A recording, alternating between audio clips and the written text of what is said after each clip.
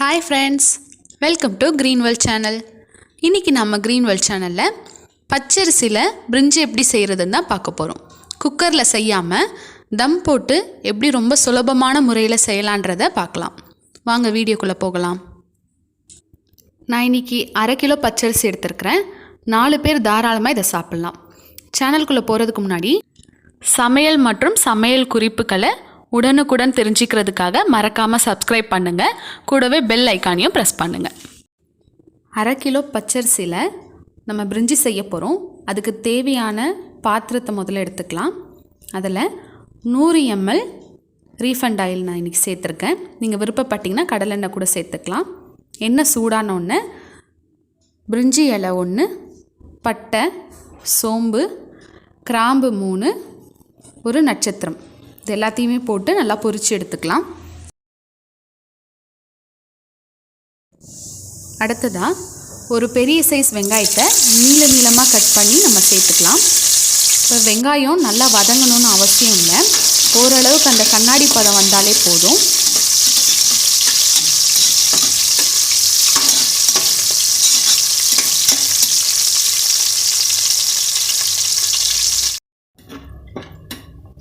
பாருங்கள், இந்த அளவுக்கு வெங்காயம் வதங்கினதுக்கப்புறமா சிம்மில் வச்சுக்கிட்டு நம்ம கட் பண்ணி வச்சுருக்கிற காய்களை ஒன்று ஒன்றா சேர்த்துக்கலாம். ஒரு உருளைக்கிழங்கு, ஒரு பெரிய சைஸ் கேரட், 15 பீன்ஸ் எல்லாத்தையும் சின்ன சின்னதாக கட் பண்ணி சேர்த்துக்கலாம்.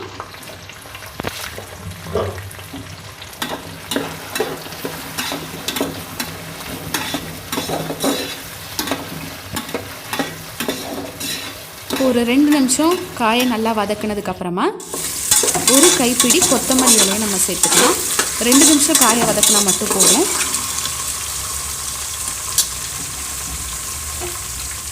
கொத்தமல்லி இலை ஒரு கைப்பிடியும் புதினா ஒரு கைப்பிடியும் நம்ம சேர்த்துக்கிட்டு மறுபடியும் ஒரு 2 நிமிஷம் நல்லா வதக்கி விடலாம்.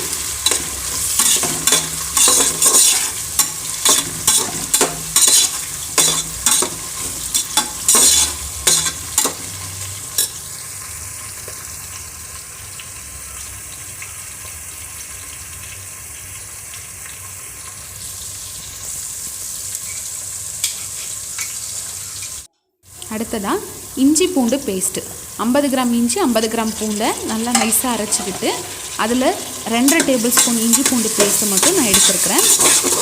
இதையும் சேர்த்து நல்லா வதக்கிக்கலாம். இஞ்சி பூண்டோட பச்சை வாசனை போகிற அளவுக்கு நல்லா வதக்கணும்.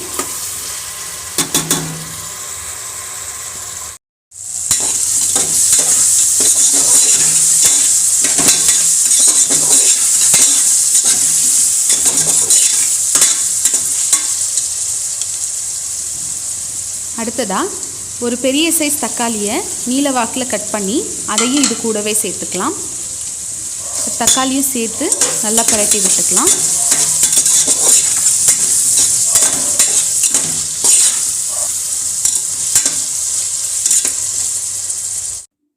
இப்போ அடுப்பை மறுபடியும் சிம் பண்ணிவிட்டு மசாலா எல்லாத்தையும் ஒன்று ஒன்றா சேர்த்துக்கலாம். 1/2 டேபிள் ஸ்பூன் மஞ்சள்தூள், 1 டேபிள் ஸ்பூன் மிளகாய்த்தூள், 1 டேபிள் ஸ்பூன் தனியாத்தூள், தேவையான அளவுக்கு உப்பு, பச்சை மிளகா, இது எல்லாத்தையுமே சேர்த்து மசாலா எதுவுமே அடிப்பிடிக்காம மிக்ஸ் பண்ணி விட்டுக்கலாம்.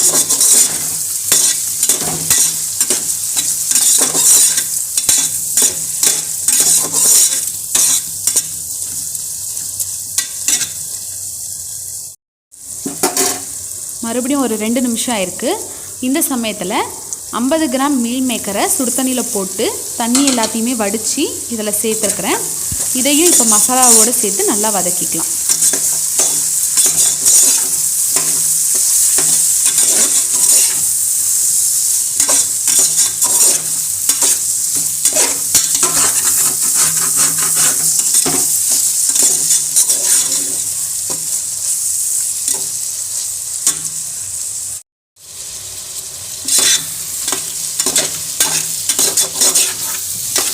அடுத்ததாக தேவையான அளவுக்கு தண்ணி எடுத்துக்கலாம். இன்றைக்கி 1/2 கிலோ பச்சரிசி நான் எடுத்துருக்கிறேன். அதுக்கு 1 லிட்டர் தண்ணி தேவைப்படும். நம்ம குக்கரில் செய்யலை, குக்கரில் செய்கிறதா இருந்தால் 1 டம்ளருக்கு 2 டம்ளர் தண்ணி ஊற்றணும். நம்ம தம் பிரியாணி செய்கிறதுனால 1 லிட்டர் தண்ணி போதுமானதாக இருக்கும்.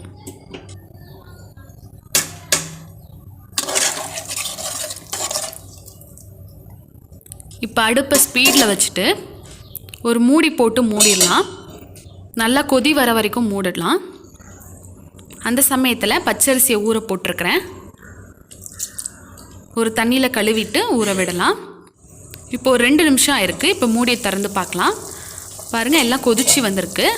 இப்போ மறுபடியும் இதை நல்லா மிக்ஸ் பண்ணி விட்டுட்டு இப்போ ஒரு 15 நிமிஷம் சிம்மில் வைக்கணும்.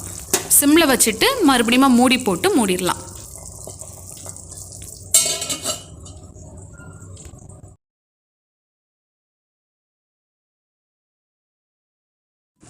பதினஞ்சு நிமிஷம் ஆயிடுச்சு.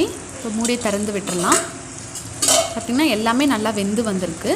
இப்போ மறுபடியும் மிக்ஸ் பண்ணி விட்டுட்டு உப்பு காரம் பார்த்துக்கோங்க. உங்களுக்கு தேவைப்பட்டால் இந்த சமயத்தில் உப்பு காரத்தை நீங்கள் போட்டுக்கலாம். உப்பும் காரமும் கொஞ்சம் அதிகமாகவே இருக்கணும். இப்போ நம்ம சுத்தம் பண்ணி வச்சுருக்கிற அரிசியை சேர்த்து அரிசி உடையாத அளவுக்கு நல்லா மிக்ஸ் பண்ணி விட்டுறலாம்.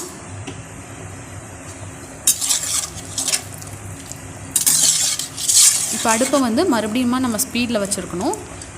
ஸ்பீடில் வச்சுட்டு அரிசியும் தண்ணியும் ஒரே லெவலில் வர வரைக்கும் வெயிட் பண்ணலாம். திரும்பமாக மூடி போட்டுட்டு ஒரு 2 நிமிஷம் கழித்து பார்க்கலாம். பாருங்கள், இப்போ தண்ணி எல்லாமே கம்மியாக இருக்குது. அரிசியும் தண்ணியும் ஒரே லெவலில் இருக்குது. இப்போ நான் ஒரு வாட்டி அரிசி உடையாமல் மிக்ஸ் பண்ணி விட்டுறலாம்.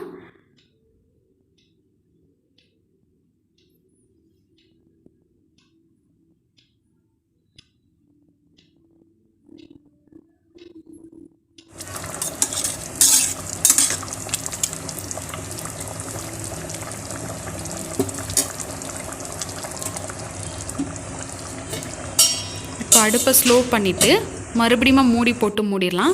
ஒரு 10 நிமிஷம் இது தம்லேயே இருக்கணும். 10 நிமிஷம் கழித்து மூடியை திறந்து பார்த்தோம் அப்படின்னா அரிசி எல்லாமே நல்லா வெந்து வந்திருக்கு. உதிரி உதிரியாக இருக்குது பாருங்கள். அருமையான சுவையில் குக்கரில் செய்யாமல் தம்லேயே நம்ம வெஜிடபிள் பிரியாணி செஞ்சுருக்குறோம். நீங்களும் இதே அளவில் செஞ்சு பார்த்துட்டு உங்களுக்கும் சரியாக வந்துதான்றதை கீழே கமெண்ட்டில் சொல்லுங்கள். நீங்கள் விருப்பப்பட்டீங்கன்னா பிரிஞ்சியோட கலரை சேர்க்குறதுக்காக கேசரி பவுடரை கூட சேர்த்துக்கலாம். இப்போ இதுக்கு தொட்டுக்க பார்த்தீங்கன்னா முட்டை இல்லைனா தயிர் பச்சடி, அப்படி இல்லைன்னா வெறும் ஊறுகாய் கூட நீங்கள் வச்சு சாப்பிட்லாம்.